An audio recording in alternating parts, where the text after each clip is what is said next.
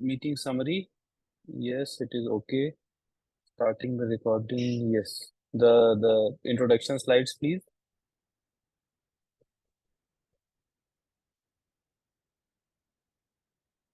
So a very warm welcome to all of you to this 198th edition of Thursday Musings. Today we will be talking about perimenopausal issues. What are the mental health issues around this subgroup of patients and how to take care of it. And we have an expert to deal with this. Next slide, please. The chairman of the program is Professor Dr. Tufan Pati sir. Sir, over to you. I'm not reading your CV. Thank you. Thank you, Dr. Alim. Welcome everyone to this episode of Thursday Musings, to set up the double century. And I take privilege to first of all welcome our vibrant moderators, Dr. Alim Siddiqui, who is in the airport of Bhubaneswar, Dr. Amrit Parjoshi from airport of Bhubaneswar, Dr. Alim Siddiqui, our treasurer, and Dr. Vishal Chabra from the capital. Welcome everybody. I'm skipping the detailed CV and next slide, please. Next, please. Our chairperson this week, we're very much happy to have Dr. Tanmay Das, Additional Director, Mental Health Institute Center of Excellence, SC Medical College, Cuttack, who is the chairman of CME Subcommittee of East Zone and direct EC member of IPS. Welcome, Dr. Tanmay. Next slide, please.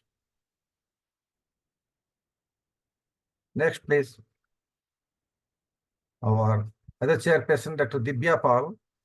She has done her PG in psychiatry from Dr. D.Y. Patil University, Mumbai, with work experience of 13 years. She is consulting psychiatrist to the Department of Mental Health and Behavioral Science, Fortis, Kolkata. She has been conducting various workshops at school for students, teachers, and even parents. She has been actively involved in spreading awareness about the importance of mental health among the corporates and other institutions as well. From now onwards, the meeting goes to the chairpersons, Dr. Divya Pal and Dr. Tanmay Das. Please take over. One will introduce the speakers, the other will give an introduction to the topic as discussed, and will continue. Thank you, everyone.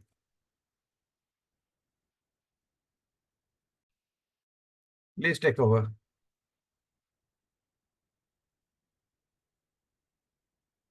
Tanmay ma'am, please unmute.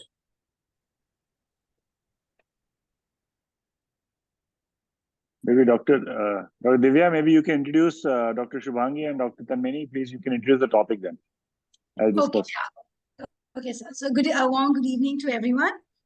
Today we have one of the immense psychiatrists of Mumbai with us, Dr. Shubhangi. She's done a DND and DPM University topper. She's done her IPS travel fellowship in perinatal psychiatry in Nimans. She's an associate professor in psychiatry with MGM Medical College in Mumbai. She has a lot of things with her, okay? And she has an area of interest with perinatal psychiatry and community psychiatry. She's authored almost 10 index publications with 2 chapters in the textbook. She's the recipient of ITOP STEP Scholarship for Teachers in Psychiatry by Minds United and Infosys Trust, 2021 and 22. She was selected for Indian Psychiatric Society Travel Fellowship in Perinatal Psychiatry in 2016. And she's even selected among the SAC countries for R.N. Ramamurthy Fellowship for Early Career in Psychiatry at NIMHANS. Secured a first rank in DPM University in Maharashtra, University of Health Sciences in 2009. And a winner of Intercollegiate PG quiz conducted by Bombay Psychiatric Society in 2008. Has conducted more than 20 workshops for students, teachers, and doctors on stress management. And is on stress management. And so she's be here and actually telling us about perimenopausal symptoms that the women face and what is the best and possible way we can manage them as mental health professionals. So I guess, Dr. Das, can you please give us some introduction for the topic before sure. Dr. Shubhangi takes the floor for us? A very good evening, everyone. And thanks to the pioneers of Thursday Musics, Dr. Tufan Pati, our dear Tufan sir, Dr. Amrit, Dr. Alim, and Dr. Vishal Chabra for this opportunity in this such a popular and academic platform like Thursday Musics. And thank you again for dedicating this episode exclusively to the women mental health. And women, almost 50% of adult population, they pass through that perimenopausal phase. And if you consider that way, the population is very high. And many studies suggest that the mental health morbidity in the perimenopausal phase women is almost 45 to 50%, and the majority having depression. And in India, the awareness of this fact is very less, and most of the women, they have alternate unproven alternatives and land of industries. As you know that the irregular periods preceding menopause is associated with a fluctuating hormone levels and with a underlying surge of estrogen. And this phase is associated with physical symptoms like headache, insomnia, weakness, and then flushings, and also some mental health problems like mood lability, then aggravation of mood symptoms, bipolar symptoms, aggravation of psychosis, and a major problem, unipolar depression. And this is sometimes very much underrated in the women. So, like considering the large population of women of perimenopausal phase, and their mental health stands priority. So we have Dr. Shubhangi Tere to enlighten us with the problems and the management. Thank you.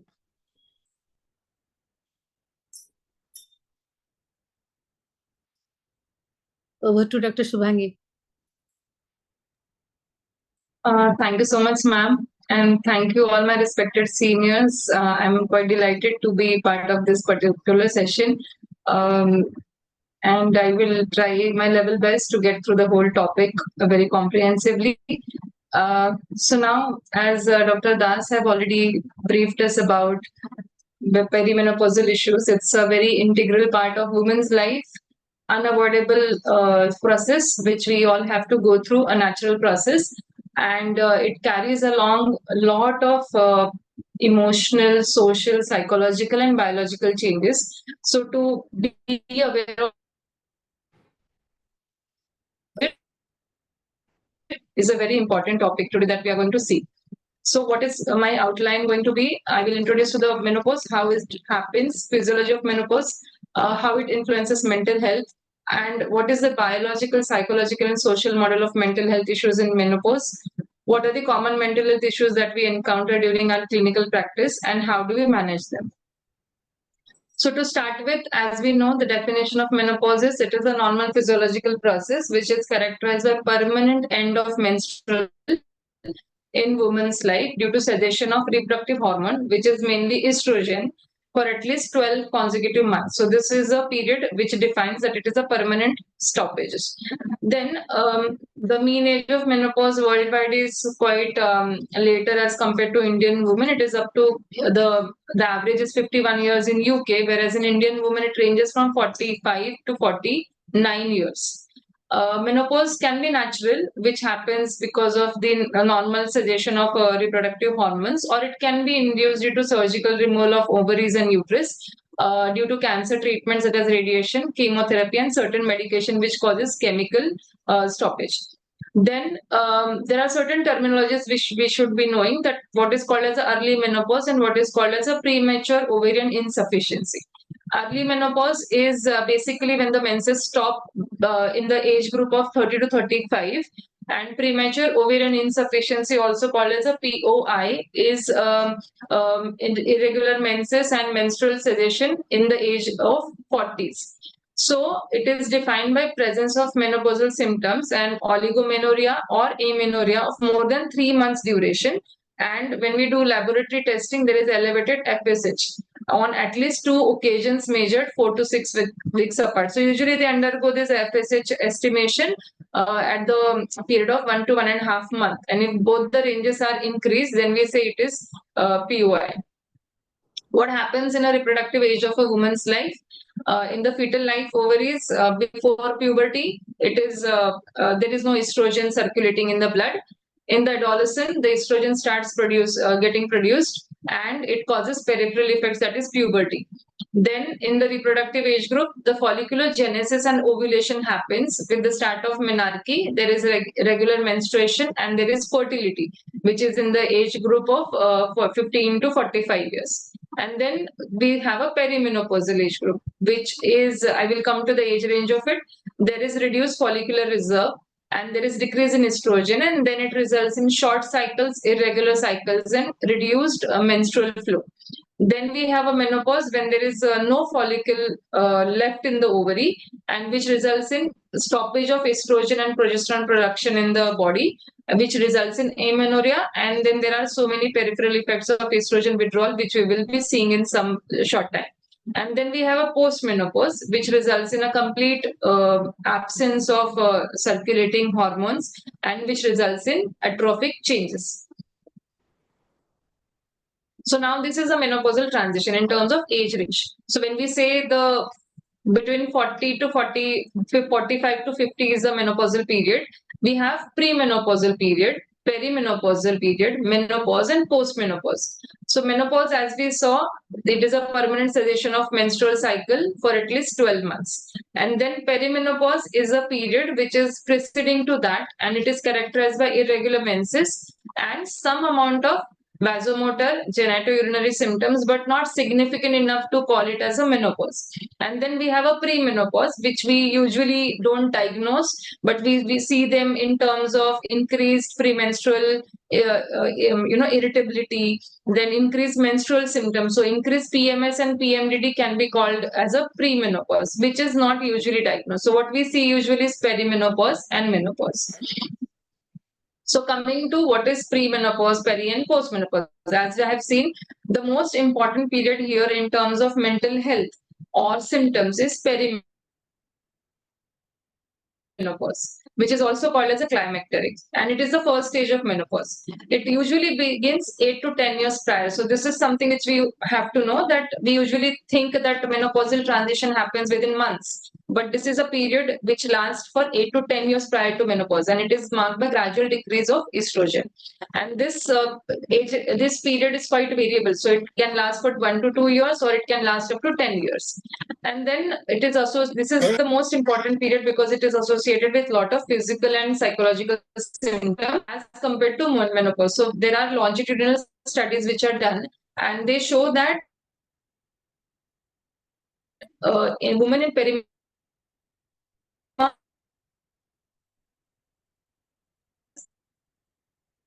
and psychological distress, as after the menopause, once the estrogen production is completely stopped, the brain and the body gets used to that hypoestrogenic phase. But the period where it is declining, it is the most vulnerable period of a woman's life. So that is the time when the woman will come with maximum symptoms. Hypoestrogenism, and when the estrogen is declining, there is a relative increase. There is no increase actually, but as compared to estrogen, there is more androgen because androgen is not declined. So hypoestrogen and the same androgen, so it is relative excess. This is the main mechanism for the production of all the symptoms that we encounter with the woman with menopause.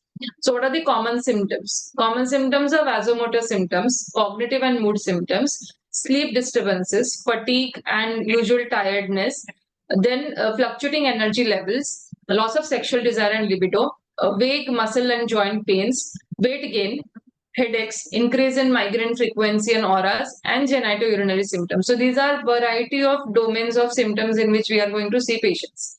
Most common of all these things are vasomotor symptoms, which is usually seen in 85% of the patients having menopausal symptoms. So it is characterized by hot flashes, then night sweats, palpitation, and migraine. This is basically because of vasodilatation and perspiration.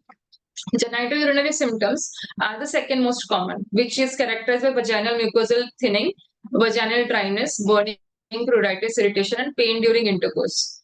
Then urinary symptoms are usually increased frequency and urgency, and these are common in 40 to 50% of postmenopausal women and around 15% of premenopausal women. So genitourinary symptoms are also very common, where the woman comes with a lot of sexual side effects, or frequent vaginal dryness or vaginal burning pain, irritation, and increased risk of infections.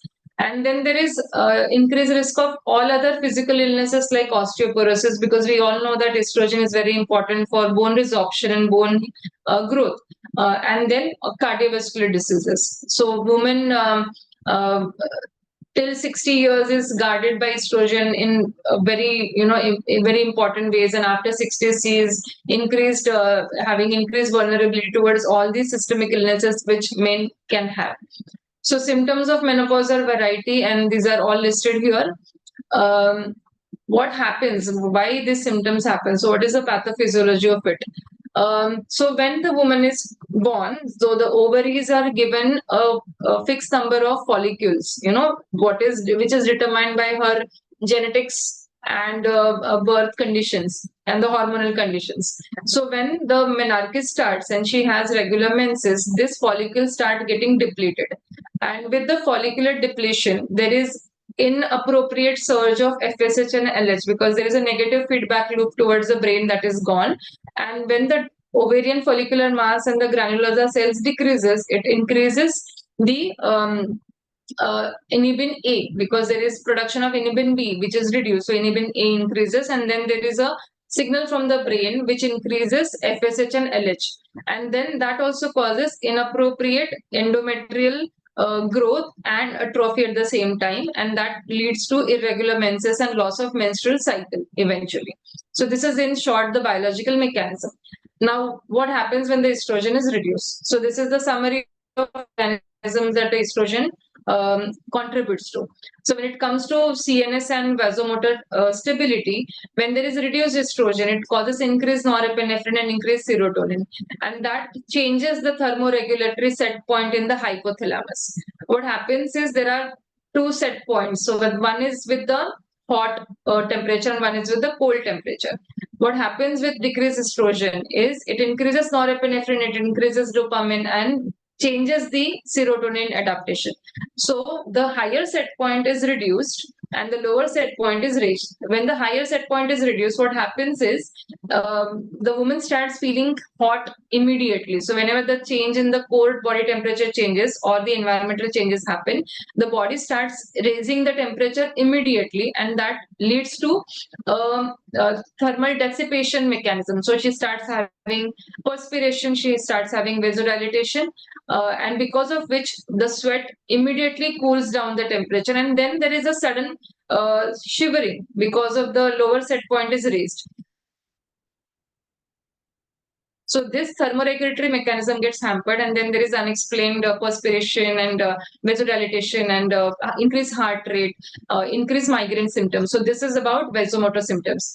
Urogenital tract, we all know estrogen is important for vaginal mucosal health, the vulvovaginal mucosa, uterine mucosa.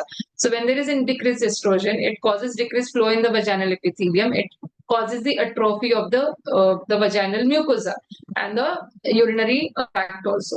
And because of that, it causes vaginal dryness, it causes irritation. In fact, some patients may get pelvic organ spasm or the atrophy and collapse of the vaginal wall. And that can also lead to dyspareunia. And whenever they try to have intercourse, it can lead to a lot of pain. It can lead to a lot of irritation, burning pain. And because the pH is also changed, the pH increases, because of which there is increased risk of infections. Then we know cardiovascular risk factors. After the menopause, the risk of myocardial infarction is increased. And in the bones, it can cause bone resorption, more than formation, which leads to osteoporosis. So these are all mechanisms which are modulated through estrogen. Coming to psychological symptoms, we all know that estrogen is a neuromodulator for estrogen, for the serotonin and norepinephrine receptors. So when there is a decreased estrogen, the serotonin receptors are hypofunctional and there is decreased SERT formation, and because of which the serotonin is not able to act properly or have its effect properly, and because of which the mood symptoms can flare up. Now, then we see the association between menopause and mental health. Now, how many of them have menopausal symptoms? The usual Indian data say that up to 50 to 60% of women undergoing menopause can have menopausal symptoms. Out of them, how many have mental health issues? The international data is varied. So some studies show the highest prevalence I've mentioned over here, 80% of them. But then there are certain Indian studies which mention that up to 40 to 40 percentage of women having menopausal symptoms had mental health issues. And what are the risk factors? So why does not all of them will have mental health issues? So there are certain risk factors mentioned and which have got a very good research evidence. So the risk factors are genitourinary symptoms. So presence of vasomotor symptoms, especially vaginal dryness, dyspareunia, are the major risk factors for the development of depression. Then there is high amount of anxiety because a lot of genitourinary and vasomotor symptoms, they overlap with anxiety features. So there is a overlapping pathophysiology.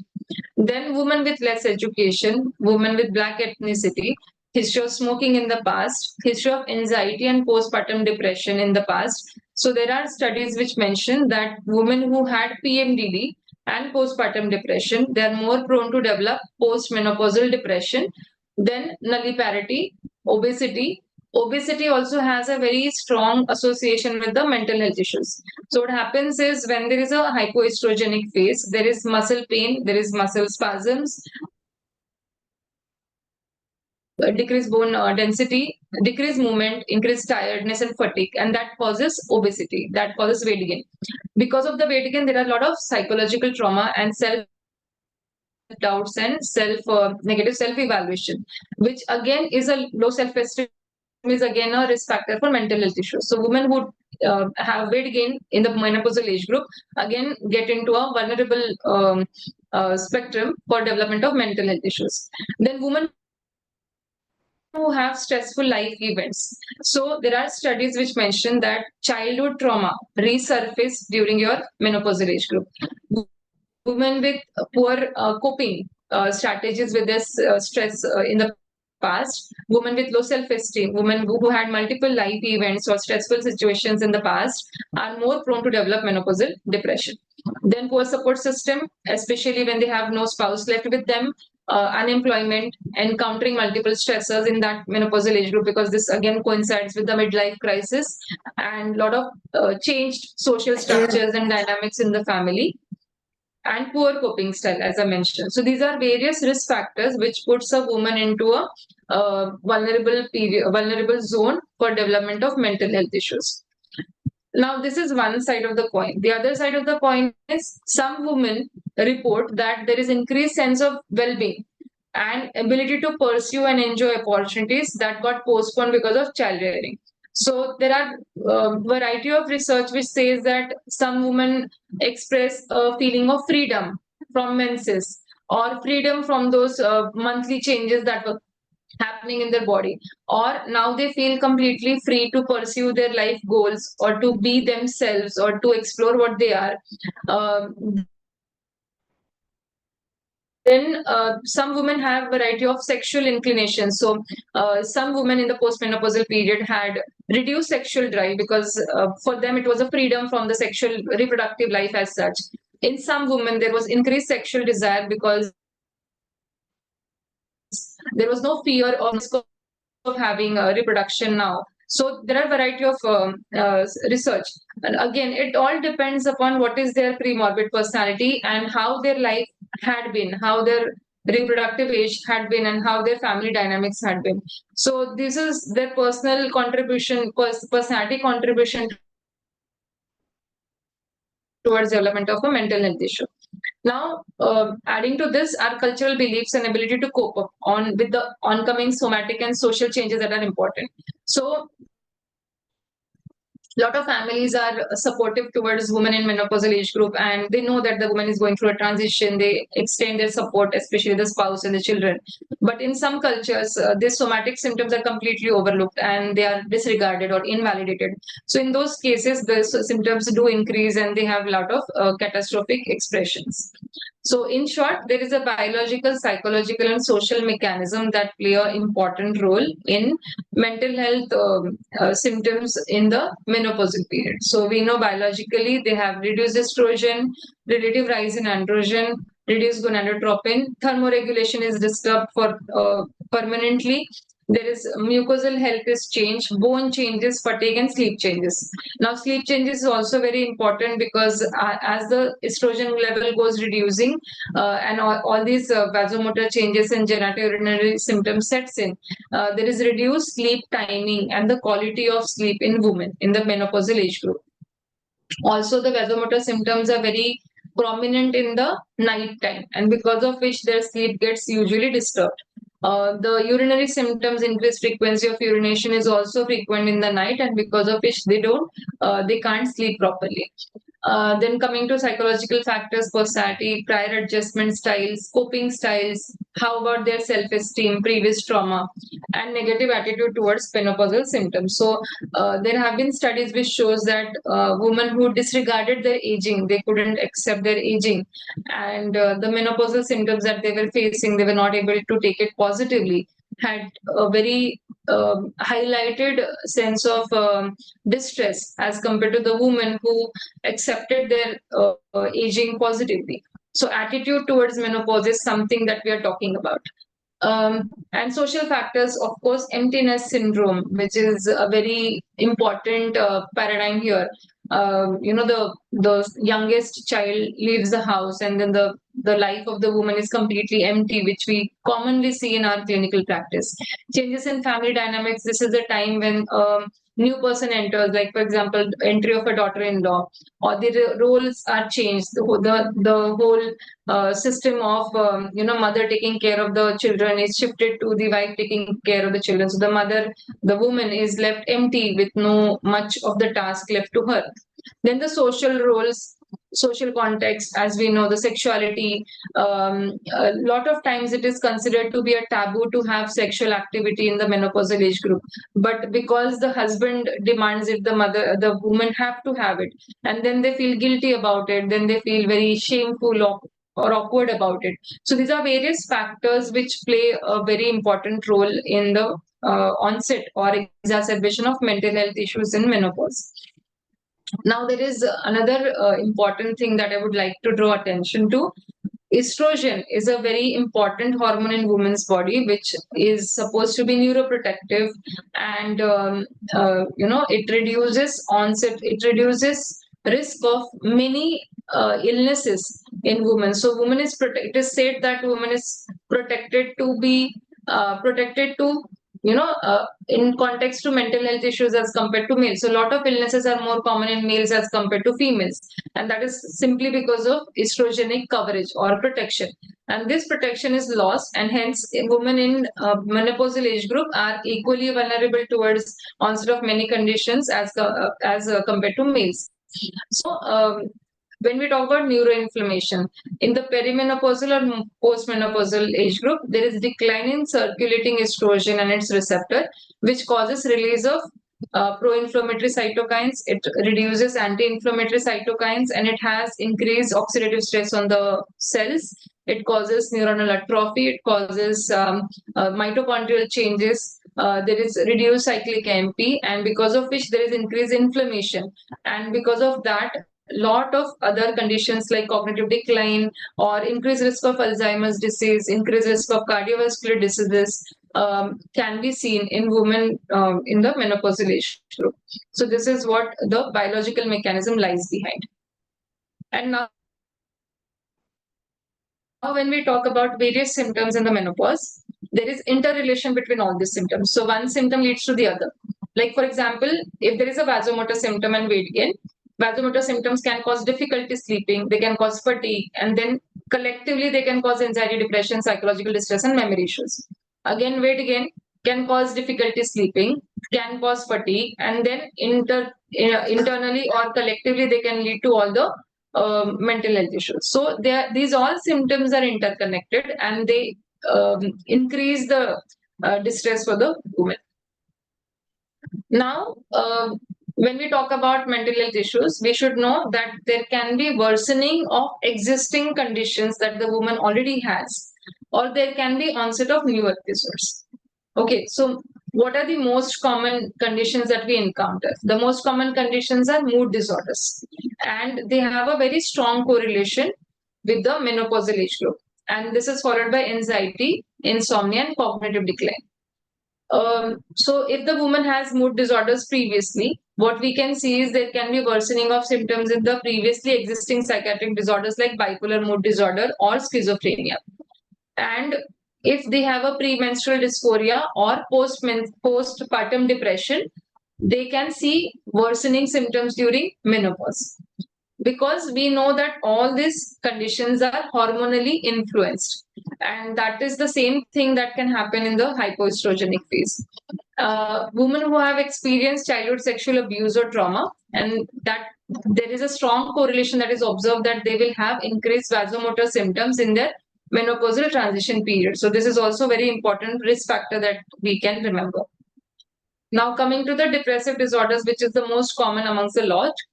The prevalence of depressive disorder ranges from 8% to 40%. This is all Western population, and 15.8% of women, they're supposed to have new onset of major depressive episode in the postmenopausal age group. So we know that the depression have a bimodal distribution. So the second rise of depressive symptoms exactly coincides with the menopausal age group. And women in the menopausal transition are 2 to 4-fold increased risk of MDD than the premenopausal women. Associated risk factors are physical health. So if they have comorbidities like hypertension, diabetes, or arthritis, and menopausal transition, if it is bringing a lot of health limitations into them, like restricted mobility, lot of pain symptoms, lot of vasomotor symptoms, that can lead to helplessness. Then low social functioning, somebody who was having a very low limited social role, like for example housewives or a dependent personality, they will have more symptoms during menopause. History of anxiety and history of negative life events in the past. So the risk factors remains the same.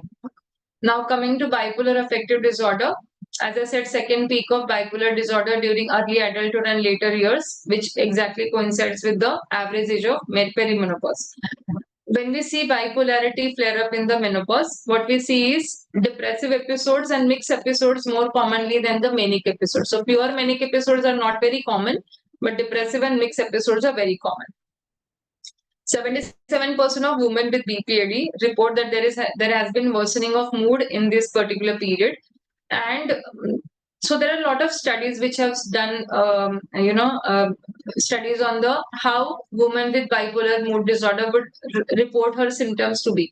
So there are supposed to be a variety of experiences during menopause. So they will have some studies mention that there have been euphoria. Some studies have mentioned that there have been more distress and dysphoria. Some women have shown that there have been irregular mood swings. So we can understand that this can be, some mood swings can be just because of the menopause and not flare up of a BPAD, or there can be flare up of a BPAD in terms of depressive episode or mixed episode, or it can be simply because of life event which is restricted to a particular event and it doesn't recur or doesn't progress to something big.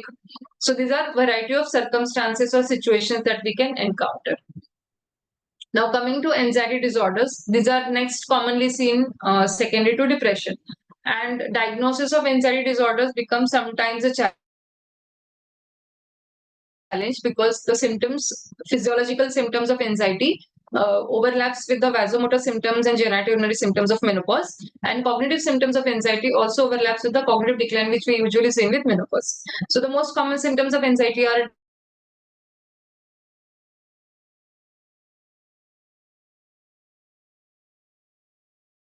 dry mouth, palpitations, dulling.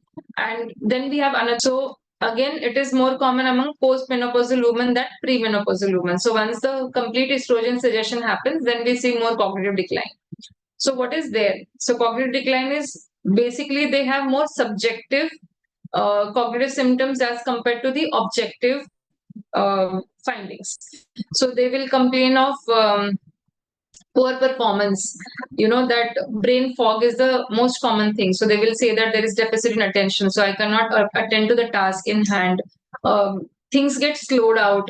I cannot remember properly. Lapses of memory or lack of focus, slowed thinking, and forgetfulness. So whether is it really an onset of dementia or it is just a cognitive lapses. So then there is a research which mentions that since estrogen is neuroprotective and it is good for neuroplasticity and synaptic growth, hypoestrogenic phase can be a risk factor for Alzheimer's. But what cognitive decline, what we are talking here, is not Alzheimer's. So here we see that more of a subjective slowed thinking or subjective memory lapses than an objective findings. So here we see that it can be result of hypoestrogenic phase because of menopause, or it can be because of sleep disturbances, or it can be because of overwhelming vasomotor anxiety or genitourinary symptoms, or maybe because of depression. So we have to see how it goes about because the treatment accordingly changes. And the research usually shows that the hormonal replacement therapy, which is effective in most of the other symptoms of menopause, is not usually recommended for cognitive decline because it is a process which is not exactly perimenopausal, it's postmenopausal, and it is not necessarily Alzheimer's. So I would just narrate this case which came to me. So she was 49-year-old female housewife.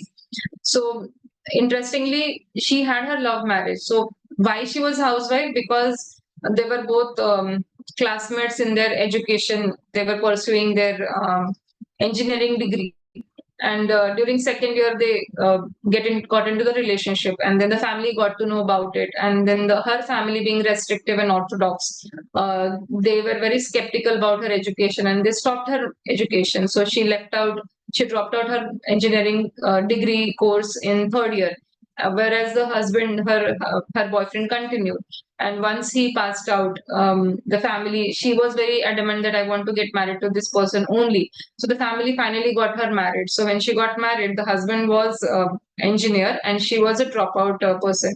But she accepted because her family ultimately agreed to her decision. So she was happy. And then the husband pursued a lot of achievements in his professional life, whereas she had to be housewife. But she was happy looking after the household and everything. Then they had a lot of changes in the residence because of transfers all over India. So she was very happy and she was very proactive in taking care of two children, which were born in a very small, short period. So within a span of 2 years, two children were born.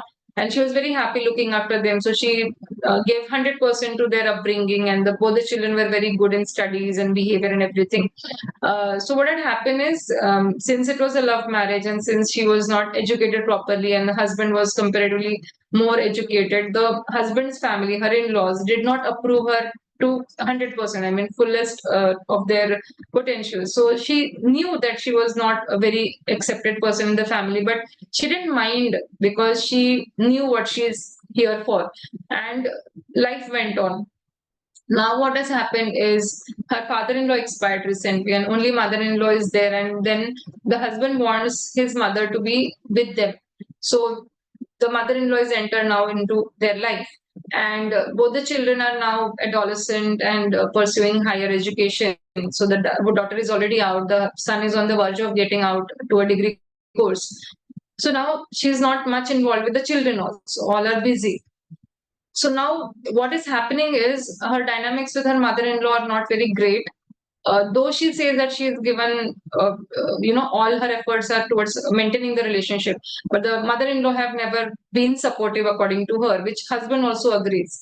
And husband has a transfer, the field job. So whenever he is out of the house and she and her mother-in-law are at home, the irritability has gone to such a level that she cannot see her in front of her, and then there is too much of irritability, too much of intolerance and frustration, and picking up small fights with husband, with children, and she came to me for the treatment for a particular trigger that had happened. The trigger was, she remembers that when she got married, the mother-in-law was very strict about following a ritual during menses.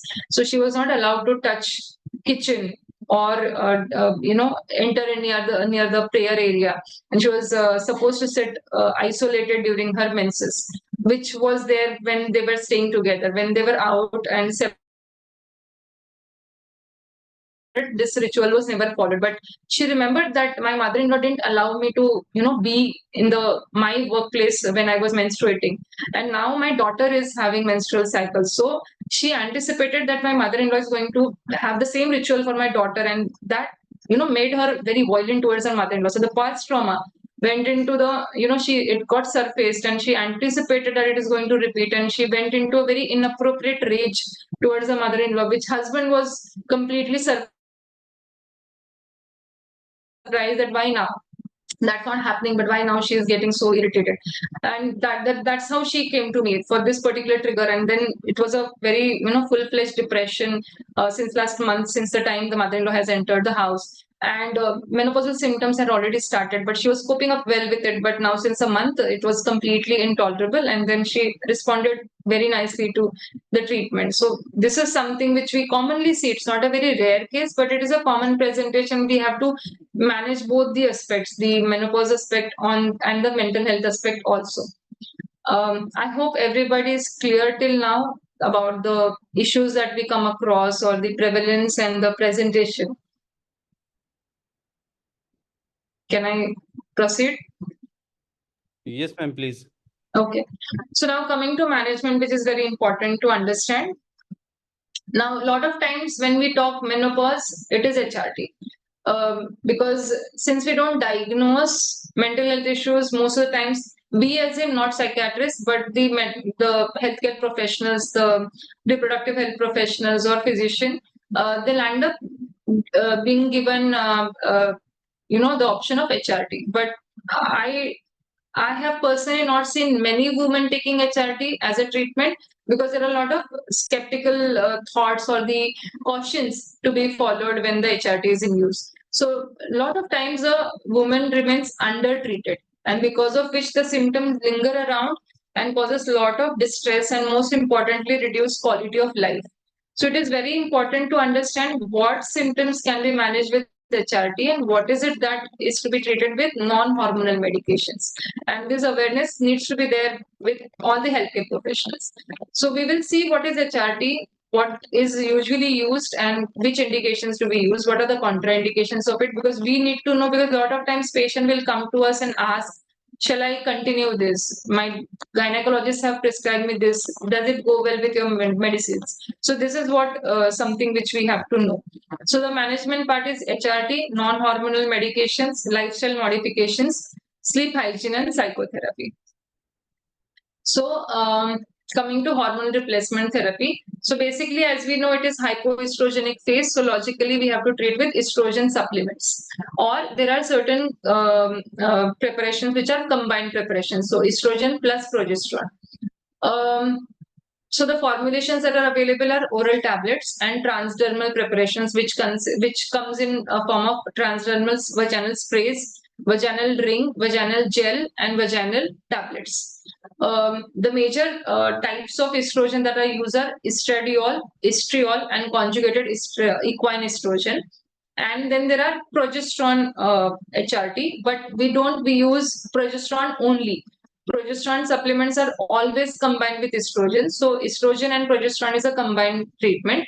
So progesterone can be again of three types. So progesterone, which is naturally available, or its synthetic analog, which is dydrogesterone or medroxyprogesterone, and testosterone synthetic analog like levonorgestrel or norgestrel. So this is Minerva, the intrauterine copper devices, which usually women are advised for the HRT also. Then we have testosterone supplements, because after the menopause is over, post-menopausal age group, they have estrogen deficiency and they have a testosterone deficiency also. So that also can be used for specific class of women where they need libido, they need sexual activity in place, or the concerns over the fatigue or the bone is too much and it needs to be treated, then the testosterone supplements are useful. In general, if HRT is to be used, review has to be done after 3 months. So it has to be diagnosed. HRT, before starting HRT, they have to be diagnosed with laboratory test of, as I said, FSH estimation on 2 occasions, 4 to 6 weeks apart. And if the FSH levels are more than 30, then only it is diagnosed as premenopause or premature ovarian insufficiency, and then they are started HRT. And if it is premature ovarian menopause and HRT started, how long they continue? There is no upper limit. It is till the woman would have achieved normal menopause. So it is up to 51 years of age, or clinically based decision based upon the risk and benefit ratio.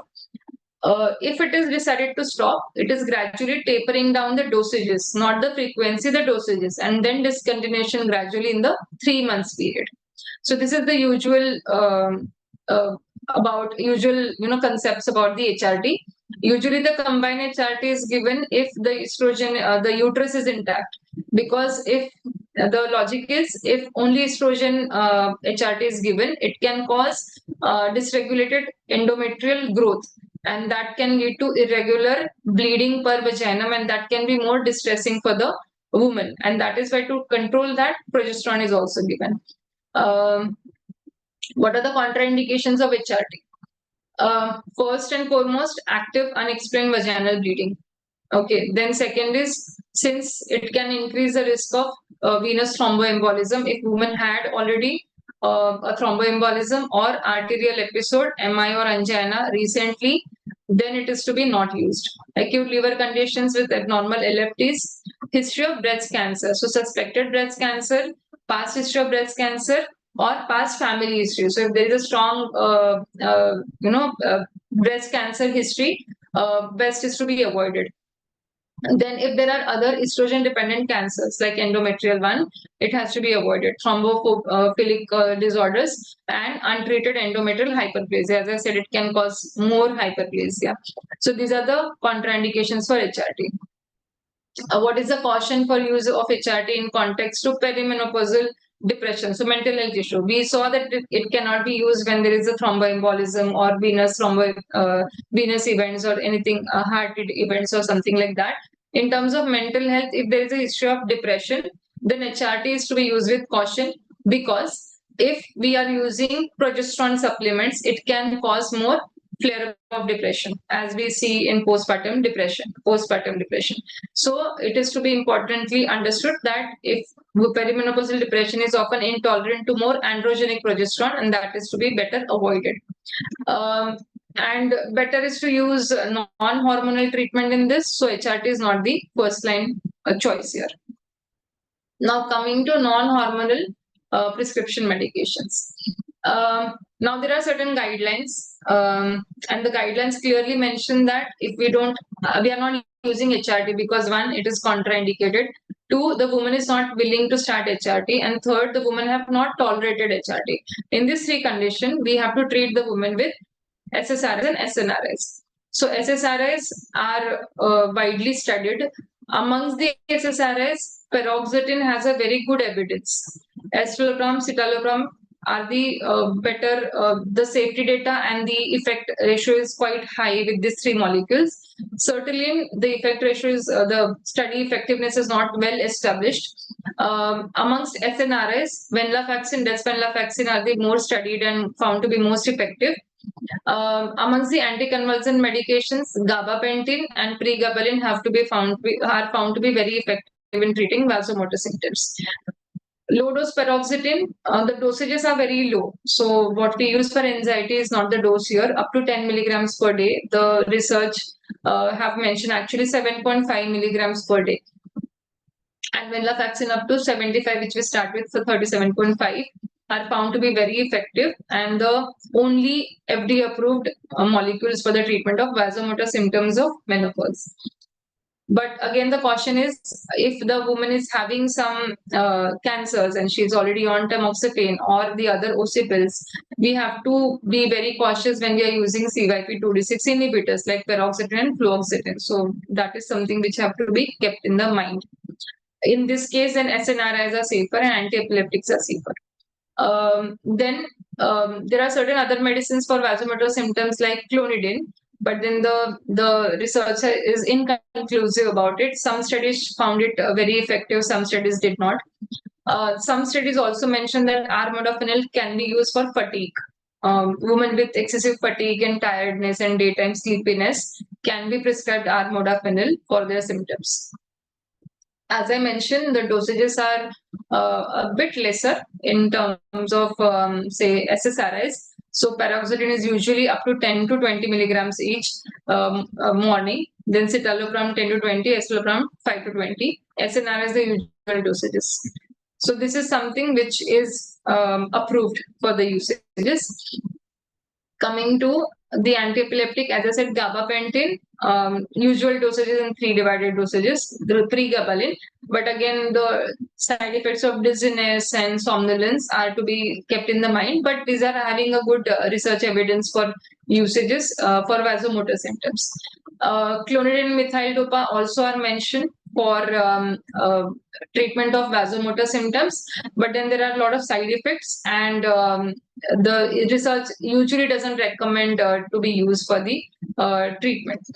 Now, for genitourinary symptoms, apart from the medicines part, we can go for topical treatment, which can give water-based or silicone-based vaginal lubricants, and also use of long-acting vaginal moisturizers.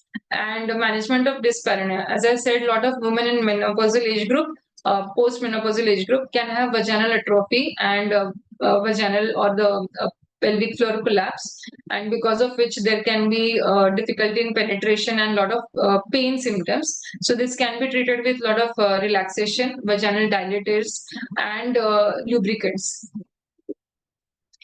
Very importantly, because medicines is one. Now, how do we treat and how long do we treat? It is again depending on how long the woman is going to have symptoms. So menopausal symptoms can continue, as we saw, for years together. But if we are treating depression, then we follow the guidelines for depression. Then the NICE guidelines also mention caution on the use of SSRI and SNRI in menopausal mood symptoms if there is no diagnosis of depression. So we have to be very clear whether it is MDD or whether it is just mood swings because of menopause, because of other symptom complex. So if it is not MDD, restrict to HRT, but if it is established MDD, worsening or new onset, and then there are a lot of risk factors, and then there is lack of effect on the quality of life, then we go for SSRIs and SNRIs. Lifestyle modification is also very important. So again, we have to take up the woman in confidence, educate her about what is happening, why it is happening, and how to make it less distressing or more tolerable.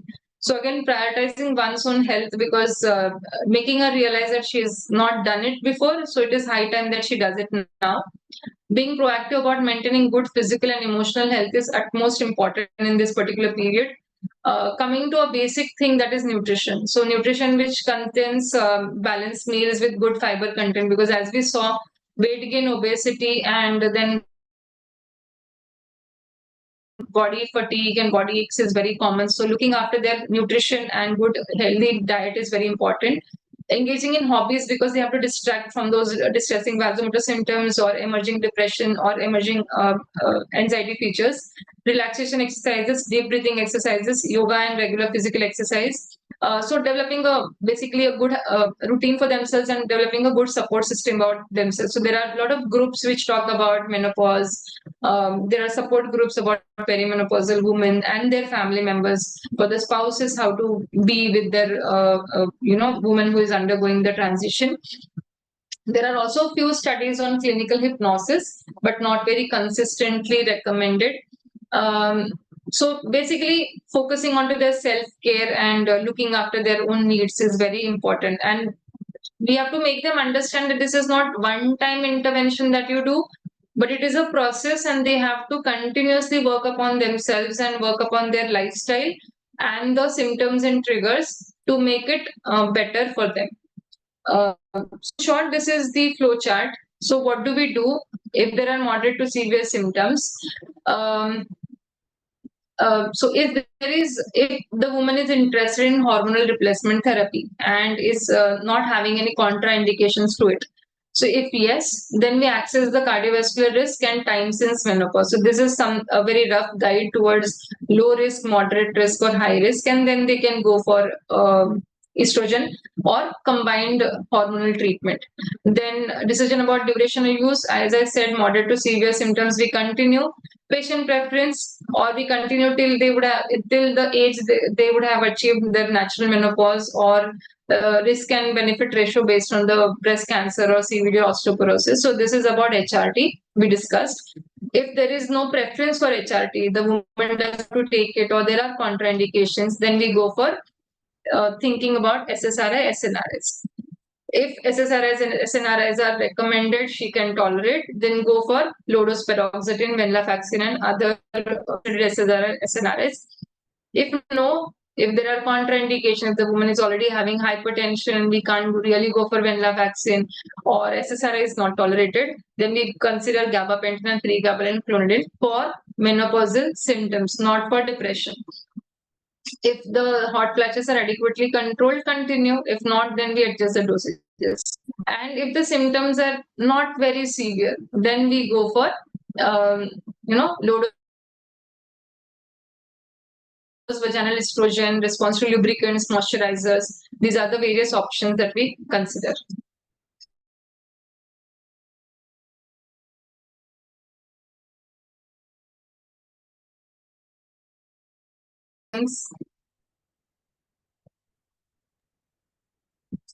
Thank you so much, ma'am. It was a very educative session for all of us. Over to chairpersons for their opening remarks, then we can go to the questions in the chat box. The chairpersons, please.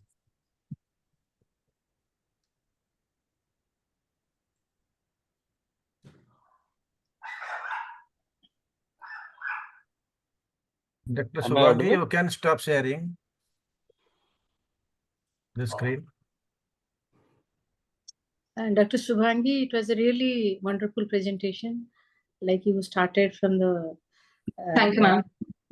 You started from the hormonal fluctuations in menopausal transition to ended up in the treatment of that menopausal symptoms, both mental and physical, and that really that hormone replacement therapy that was very striking. Actually, I never have tried this hormone replacement therapy, and usually my gynec friend, they give it, and but once that depression or anxiety it is not controlled, then they refer it to me.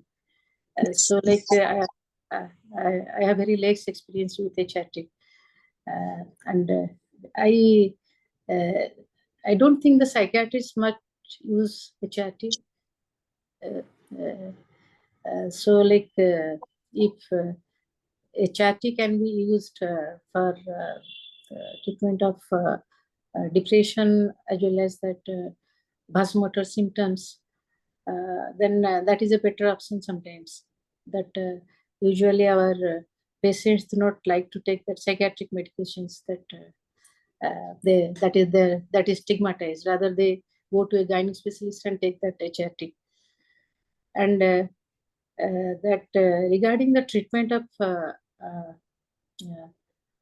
depression, that you have very nicely narrated all the molecules like paroxetine, desvenlafaxine, SSRIs, other SSRIs, and all, and the most important that lifestyle modification and change in attitude.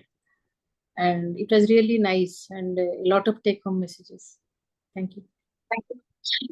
Talking about the HRT, I don't think we usually start it because it's not basically. But what was my aim to present over here is we should be aware of it, because if in case the patient wants to have it, then we should be in a position to initiate that referral, one. And secondly, if the woman is already on HRT and the symptoms still persist, then our role is very important, because a lot of times it is very difficult to demarcate between a normal menopausal transition versus onset of new depression. So we should be able to understand whether this is a very mild fluctuating mood swings which can be better with HRT, or it is a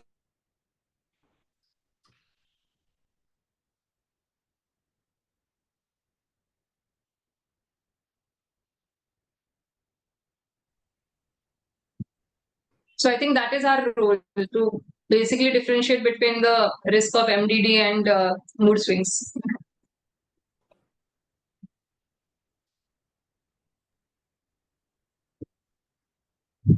Thank you, I Dr. think Divya.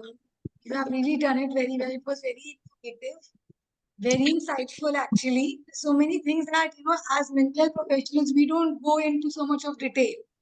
We are usually, we stick to the symptoms the patient comes with, the history the patient gives us, and that's our role. So this gave us a lot of insight. I think now we can, when the patient comes, we can always have another outlook when the patient comes to us. And like ma'am said, yes, stigma is the biggest thing. I think we'll keep fighting till we can, because a patient coming to us with these symptoms and then actually willing to take treatment and agreeing that there is something wrong, it's a very big task. I think half of our time, I think for everyone, mostly half of the time goes only to explain to them that it is something, a mental illness can happen during this time and it is required to take treatment.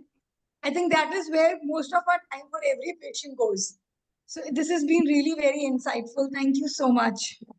Yes, ma'am, definitely. A lot of times they have symptoms, but they normalize under the cover of menopause.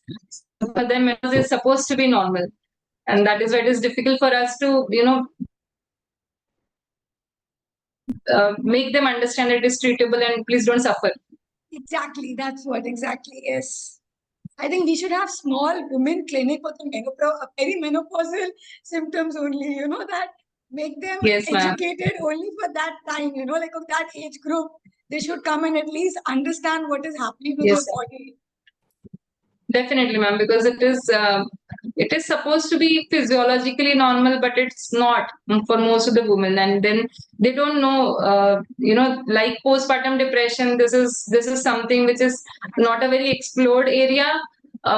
We all know it can happen. I mean, all community, even the son also comes and say that my mother is going through menopause, but that is just a sentence. The evaluation doesn't happen to a greater extent so as to initiate the help for the women. Absolutely, that's true. Yes. So we hope Usually- that helps some people.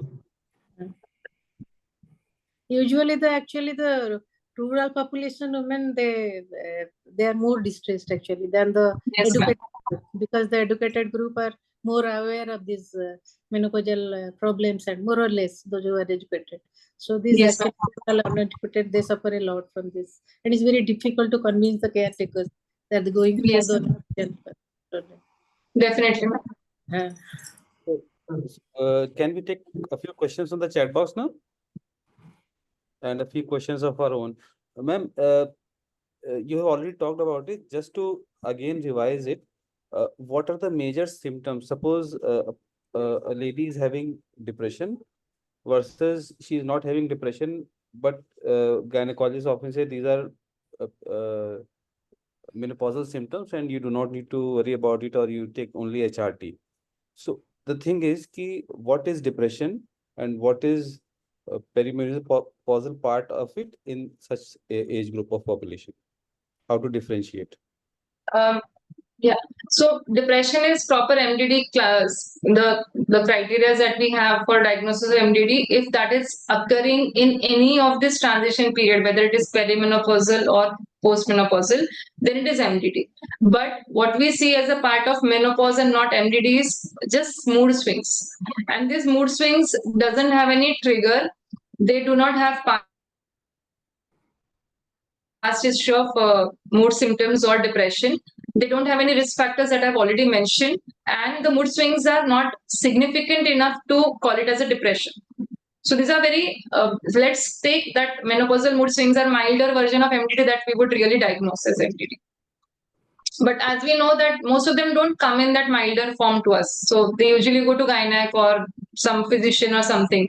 But when it is really severe, they are referred to us. So I will say that whoever comes to us with these symptoms, they're already into moderate to severe category. So it's better to treat than divert them to HRT again. Okay. So, ma'am, HRT would be more useful or antidepressants will be more useful? So again, the studies usually say that HRT is useful for all other symptoms like vasomotor, genitourinary, cognitive, and the bone changes and the muscle symptoms. Coming to depression, they have said that caution of HRT when there is a post-menopausal depression, because then they're not doing any good to them. So if it is a diagnosed MDD, go for SSRI, SNRS. Okay. So once HRT is started, how long should it be continued?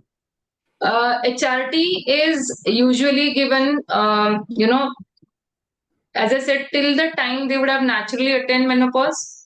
So if we started at 45 years, usually the menopausal age group is 51, 52. So we continue till then. Second indication is a subjective preference. So whether they really are feeling good and having benefits of it and they want to continue. And third is risk benefit ratio, because HRT is usually not recommended or contraindicated after the age of 60 years. So up till 60 years, it can be safely used with patient's consent. After 60 years, it is not to be used because there is high risk of cardiovascular events, thromboembolism, and cancers. So beyond 60, no. Up to 60 with patient's benefit and risk and tolerability, we can use.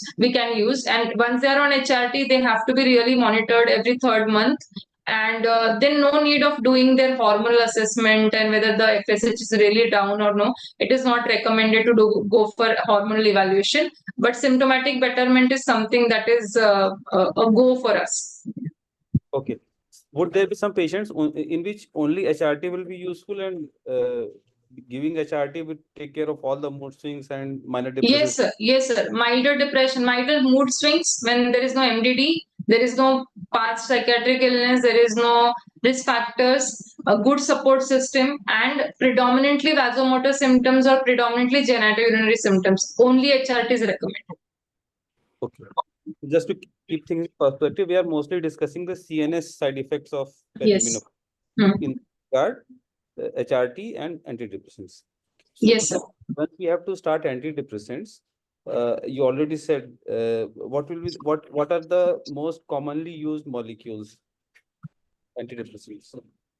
So in SSRIs, paroxetine and escitalopram are having good evidences. So paroxetine is the only molecule which is recommended for use in menopausal symptoms. If you are not using for depression, as an add-on, paroxetine is the recommended molecule. If the woman is having a lot of anxiety, vasomotor symptoms, cognitive symptoms, or fatigue symptoms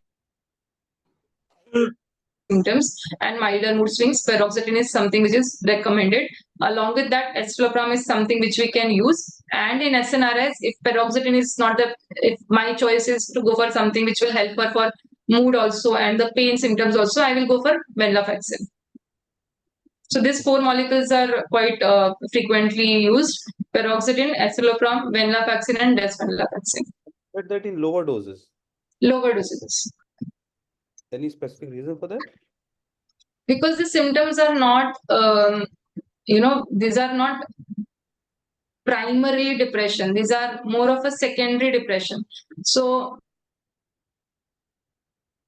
the depressed mood is can be because of MDD, but can be because of vasomotor symptoms, can be because of genitourinary symptoms, can be because of overall fatigue, which is very much physiological. So the dosages required are very less. And in fact, the studies mention that if you go beyond a dose, then there will be more side effects than the effects. So that is why we keep it in a window.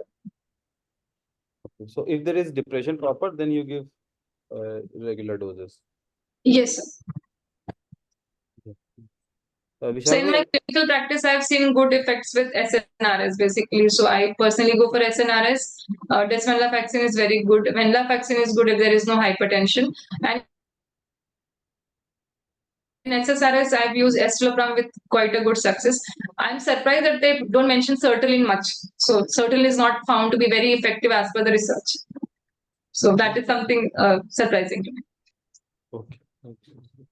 Dr. Amrit Budani has asked, what percentage of women have post-menopausal depression having never suffered MDD in past? So I have already mentioned in one of the slide, around 15.8% of them are reported to have new onset of depression in the menopausal age group. So around 15 to 16%. Okay. And do women with obsessive traits will be more prone to have post-menopausal depression? Any such indication? So I didn't hear it properly. What is the question?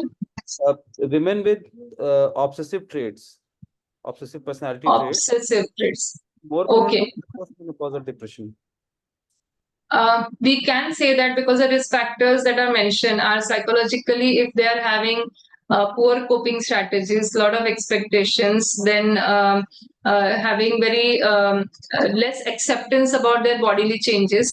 So we can say that person with obsessive compulsive personality, the rigidities are too much. They're not able to mold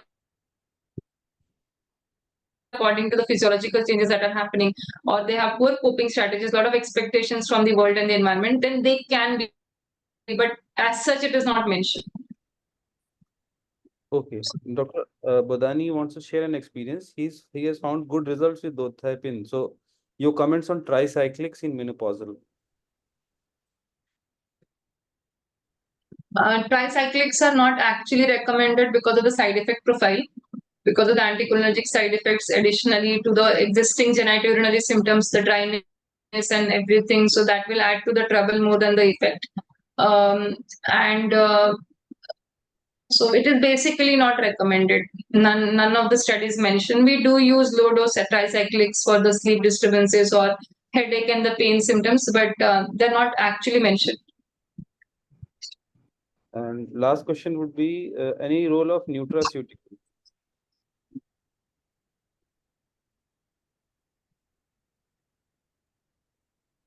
Any role of nutraceuticals in management? I mean, we can use. If we see that the pathophysiology that is mentioned, that a lot of so the digestive problems, the weight gain, constipation, or the fatigue can be better with nutraceuticals. So there are a lot of recommendations over the over-the-counter supplements or the herbal supplements or the products which are usually recommended for overall well-being.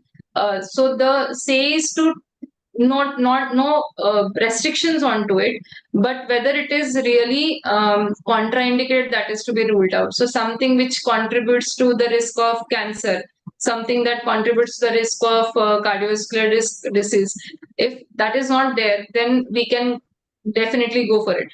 Like for example, there is something called as a black I'm not remembering the name, some herbal remedy that is being used frequently. So that is mentioned as over-the-counter remedy for menopause in Western countries. But then it is found that it is supposed to increase the risk for cancer. So something which doesn't alter your mechanisms much, you can definitely go for it. Okay. Vishal bhai, any questions left in the chat box? Or I have used all? Used all. Are phytoestrogens safer than synthetic estrogen while considering replacement therapy? I cannot comment upon that because I am not the expert, but the literature that I read, all three estrogen are supposed to be equally competent in use. It's basically their availability is different. So some estrogens are available in transdermal format. So then some women prefer transdermal preparations more than the tablet preparations. So synthetic estrogens are more in transdermal. So vaginal gels, vaginal sprays, vaginal drink that is more available. So that is more recommended by some women, and some women prefer tablet. But I cannot comment upon whether which is better in terms of competency. I cannot say that. Okay. Okay. Ma'am, how rewarding and how successful is the treatment of menopausal symptoms? Treatment of? How rewarding is the experience of treating? What is the success rate sort of thing, if we can? In menopause? Yeah, in menopausal symptoms, mental health. So if it comes to my personal experience, I definitely think that there is a huge improvement in quality of life of a woman.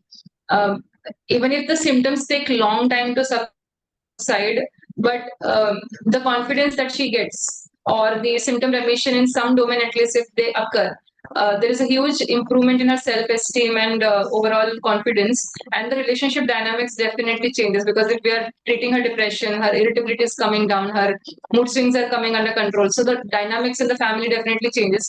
So the case that I mentioned, she had a very agitated depression, the whole family was disturbed. What her daughters, she had a very good bond with the daughters, so even the daughter and the son, they were thinking that something has gone very wrong with the mother, and they were avoiding to meet her, and that was again triggering her. Then there is another case where the woman in the perimenopausal age group, she started having conversion episodes in this particular age group. So these are late onset, we can say. The again stressor is she is a very dependent and a histrionic personality, but quite well adjusted with her family till now. But now started having these episodes following some stressors, and that never knew. It's all old trauma which is now is now not able to manage. So when you treat those symptoms, definitely the family environment and the quality of life of the woman do change, and I think it is really rewarding for me in my clinical practice. Okay, ma'am, 2 more questions have come up. But again, as ma'am said, awareness is not much. So whether they stick to the treatment or they really understand that this is important is another question to answer. We can't ensure that they all come to follow-ups and complete the course. So we can't ensure that. Okay. We shall wait 2 more questions. 2 last questions are there. If you want to take Okay. Evening. Any particular antipsychotic at the low dose which would augment SSRIs in postmenopausal age group? Yeah. Okay. This So is I Dr. have Damani. used low dose atypical antipsychotics like risperidone. I have used. Then typicals, I have used low dose haloperidol and flupentixol. So that really works for me. What It really doses? works for percent. It's a 0.5, maximum 1 milligram, not more than that. Risperidone, right? Risperidone. And what And, about the yes. aripiprazole also? Yes, aripiprazole also, but the agitation part that I'm talking about, I think responds better to risperidone. Any SSRI, SNRI that is helpful in pain associated with PMS? Helpful in? PMS. So I didn't get the question fully. Any SSRI? PMS. Pain associated with PMS. Yes, ma'am. Premenstrual symptoms. Yeah, premenstrual symptoms. I think that's what the I person wants. think we Yes, plan yes. to have a full session on it. So if you want, Okay, you maybe, can... or it could be perimenopausal also. Perimenopausal syndrome is also PMS. Right. So what we do is, what I follow is, all SSRIs are useful in premenopausal or perimenopausal symptoms for the mood swings.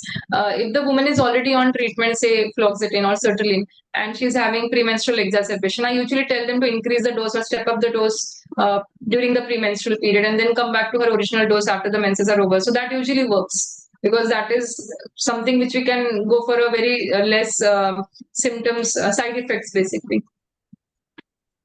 Okay. So I think we should now close in respect of the World Cup. So any experience sharing, closing comments from the chairpersons? In my clinical practice, I see a lot of women actually. And while I was practicing 20 years back when I started my career as a psychiatrist, the percentage of women were less actually. Usually the men and young people they were brought.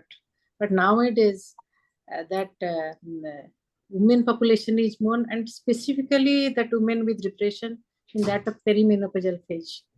And usually the initial only for the vasomotor symptoms at all the headache, they don't come. Initially they meet the physicians for the treatment. But when they come to us, it is either there is some mental health issues like insomnia, behavior issues like very mood swings, high mood swings like mood symptoms, or psychosis, or depression, majority for depression, with a lot of somatic complaints like that neuroendocrine part of estrogen, like low surge, that what happens, that pain symptoms, and other different pain in different symptoms, usually. And so like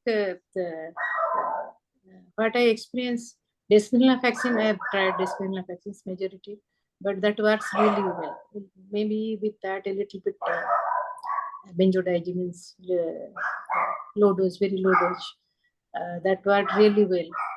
And regarding what he told that OC symptoms, the research, that what Dr. Alim asked, that women having OC symptoms, like they do present, like with a lot of anxiety and secondary depression.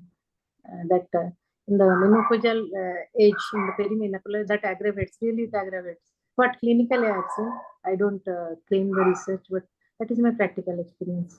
And when they severe anxiety and depression and a lot of irritability, when you trace back whether they're having any OC symptoms, then you get that this that having OC symptoms. So like SSRI works in that case. It works really well. Acetalpam I have used very frequently, so that was. And in my experience, desvenlafaxine worked wonders with these women, because they when they come to us, they do not come in a very mild symptoms. They always come in a moderate to severe symptoms associated with real mental health issues. That's what I want to say. Thank you, ma'am. Dr. Divya, any comments or contributions? So I see that everybody has summed it up so well, but yeah, in my practice, what I have seen is that especially after the pandemic, women have come up with the symptoms, even though they don't know what is the cause of it, but they're still coming up with it, and they are trying to take treatment, but again, follow-up has always been an issue. Because what I have seen is that, once they start feeling better within 15 days to a month, they think that, okay, it's fine now. They are fine. Either they stop the medication or they start taking on their own. So that is where an issue always comes up. But in treatment, yes, SNRI does work a lot. I have never augmented SNRI with anything personally in my practice till now. Maybe because the patients have improved, or some of them were very compliant and somebody didn't come back. So yes, I have never augmented SNRI in a perimenopausal woman with anything else till now. Let's see what happens in the future. I don't know, but yeah, till now it's been fine. But yeah, I hope more and more people get aware of it, and especially come up with a treatment, because they need this treatment. It's really important for women actually to, carry on with their life. And like ma'am said, that some of them are very happy that, they reach menopause. But I have had a patient or two who have actually been obsessed that, they're going to stop their menstruation. So they actually became sad because of that. They became depressed because of that, because they thought that a major part of their body is finishing. So that is also another issue that comes up with women, because they feel that their importance is going, or they feel this kind of change should not be happening. Something is wrong with them. So that's another side of the coin that I have seen in my practice also. Thank you. Thank you so much, ma'am. Tofan sir, over to you for comments and final conclusion, and thanks. Thank you very much. I profusely thank Dr. Subhangi for the very much educative lecture. It is quite good. And the inputs by Dr. Tanmayini Das and Dr. Divya. Thank you very much. I will raise one issue and share one of my experiences. Issue number one, where do the patients who are having PMS really come to us? No. Majority of them are not let out by their family because they stay in the family, they have to adjust with the distress, they cannot communicate. Remember, we have got around 70% of the patients in villages, not suburbs. And even if they go, whom they visit, general practitioners of other disciplines, pharmacists, and the chemists. If any one of them is kind enough to send to us, they come. But mostly they send to gynecologists. And gynecologists, even a sub-regional head, if they diagnose properly, they are not going to see whether the person is having MDD or not. They start with an antidepressant or the RCT. They're starting nowadays that city because they have become aware. But we see a very small fraction. And even if we're seeing the patient, the distress continues in a family, a joint family, where orthodox parents, they don't take that this can be the cause of the lady becoming a little distressed, less active. So they keep on blaming, and therefore education and of the family and involvement of the family is essential. And it is also essential to discuss and have liaison with the other disciplines because they know that this is the matter. And Dr. Bodani's comment about tricyclics, to be very honest, when we are students, SSRIs or SNRIs were not there. All the patients, I was working in the premier medical college of our state, were being treated with anything. There was no rotation also. And some of them came around. We never related it to other side effects, but they came around. It was effective. Nowadays, we are not using lamictal, we are using escitalopram, we are using this infection, but it was there. Thank you very much. And thank you, Tarun Pharma, for giving the platform. And thank you, our moderators, Dr. Alim, Dr. Amrit, and Dr. Bisaro, Mika and me, for the meeting. And again, thanks to the chairpersons and Dr. Sulan. Thank you, sir. Thank you. Thank you so much, sir. Thank you. Now you can go over to Guyana. Pardon, sir? You can now go over to Guyana. Semi-final is being played. Okay. Okay. Yes. Thank you, sir. Ending the meeting, sir. Thank you, everyone. Good night.